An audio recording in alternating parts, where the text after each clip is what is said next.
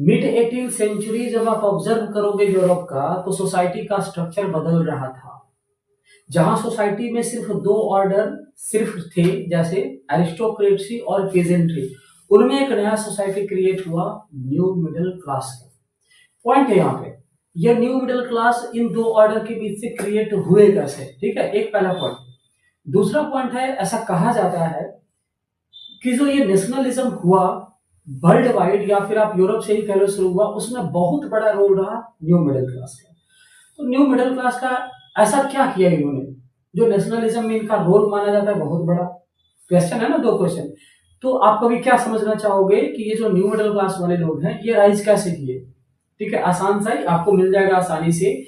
Chapter 1 का lesson 2 का second page में जाओगे, फर्स्ट पैराग्राफ में ये आंसर आपको मिल जाएगा। पॉइंट यहाँ ये है कि नेशनलिज्म के राइज में इनका क्या कंट्रीब्यूशन था, क्या किया इन्होंने मिडिल क्लास वालों ने। भाई इन्होंने कॉन्सेप्ट दिया, ऐसे कॉन्सेप्ट दिया जो उनसे पहले समाज में नहीं था। क्या कॉन्सेप्ट दिया, चलो एक एग्जांपल बताते हैं। आपने पढ़ा पीछे, मेरे वीडियो भी है उस पे, लिबरलिज्म। ये बहुत बड़ा कॉन्सेप्ट था मिडिल क्लास का। तो मिडिल क्लास के माइंड में ये लिबरलिज्म का कॉन्सेप्ट कैसे आया। ऐसे लिबरलिज्म का मतलब होता है इंडिपेंडेंट फ्रीडम, तो कैसे आया ये।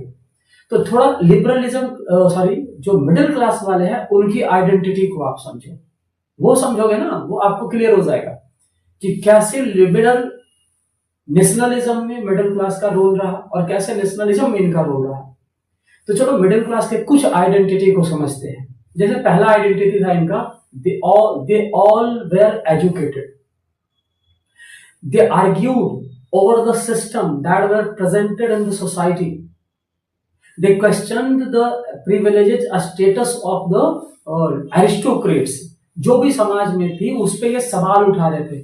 यही पॉइंट तो लोगों को भड़काया और नेशनलिज्म जैसे मूवमेंट को लीड किया और नेशनलिज्म आना भी स्टार्ट हो गया। तो मिडिल क्लास बहुत बड़ा पॉइंट और बहुत बड़ा रोल माना जाता है किसमें, नेशनलिज्म के राइज करने में। ठीक है, रहा अधूरा भाई मिडिल क्लास कहां से आए, आप बुक में जाके देखो। नहीं समझ में आ रहा बताओ फिर मुझे कमेंट में।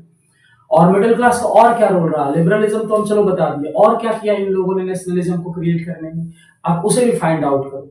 एक बहुत बड़ा 5 नंबर का क्वेश्चन आपका सॉल्व होगा।